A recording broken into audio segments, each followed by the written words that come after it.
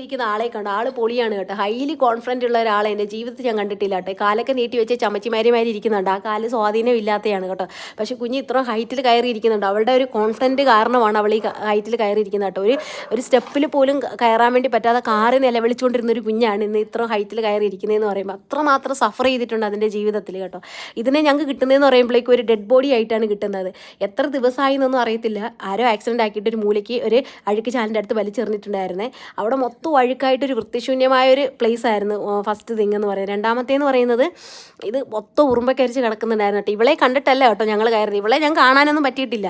ഇവൾക്ക് 2 സിസ്റ്റർമാരുണ്ട് കേട്ടോ. ഇവരൊരു അൺസേഫായിട്ട് റോഡിൽ അങ്ങോട്ട് ഇങ്ങോട്ട് നടക്കുന്ന കണ്ടിട്ട് ഞങ്ങൾ അവളുമാരെ നോക്കാൻ വേണ്ടി പോയപ്പോഴാണ് പാൽക്കാരൻ പറഞ്ഞത് ഒരു സിസ്റ്ററും കൂടി കിടക്കുന്നുണ്ട്, ആക്സിഡൻ്റ് ആയിട്ട് കിടക്കുന്നുണ്ട്, അത് ജീവനുണ്ടോ എന്നൊരു വല്ലപ്പോഴും ഒരു വലിവ് മാത്രം കേൾക്കാമെന്ന് പറഞ്ഞിട്ട്. അപ്പോൾ ഞാൻ പോയിട്ട് അതിനെ നോക്കിയപ്പോഴേക്ക് ആ വലിവിൻ്റെ സൗണ്ട് ഉണ്ട്. പിന്നെ നമ്മൾ ഡീപ്ലി നമ്മൾ 2 ഫിംഗർ വെച്ച് പ്രസ് ചെയ്ത് നോക്കിയാലേ അറിയത്തുള്ളൂ ബീറ്റ്സ് ആവുന്നത് കേട്ടോ. അങ്ങനെ ഞാൻ പറഞ്ഞിടാ ജീവനുണ്ട്, നമുക്ക് കൊണ്ടുപോയേക്കാന്ന്. അങ്ങനെ ഞങ്ങൾ അടുത്തുള്ള മെഡിക്കൽ ഷോപ്പിൽ പോയിട്ട് ഒരു വെട്ടിഷോക്ക് മേടിച്ച് നല്ലതുപോലെ ക്ലീൻ ചെയ്ത് ആ ഒരു അട്ട ബോക്സിൽ എടുത്തിട്ടേച്ച് കൊണ്ട് ഡോക്ടറെ കാണിച്ചപ്പോൾ ഡോക്ടർ പറഞ്ഞു എവിടെ തൊട്ടാലും ഒരു അനക്കവും ഇല്ല.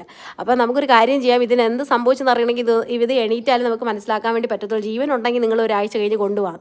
അപ്പോൾ ഇതൊന്ന് റെഡിയായി കിട്ടാൻ, അതായത് ഒന്ന് ജീവൻ വെച്ചെടുക്കാൻ തന്നെ 2 ആഴ്ച ആയി കേട്ടോ.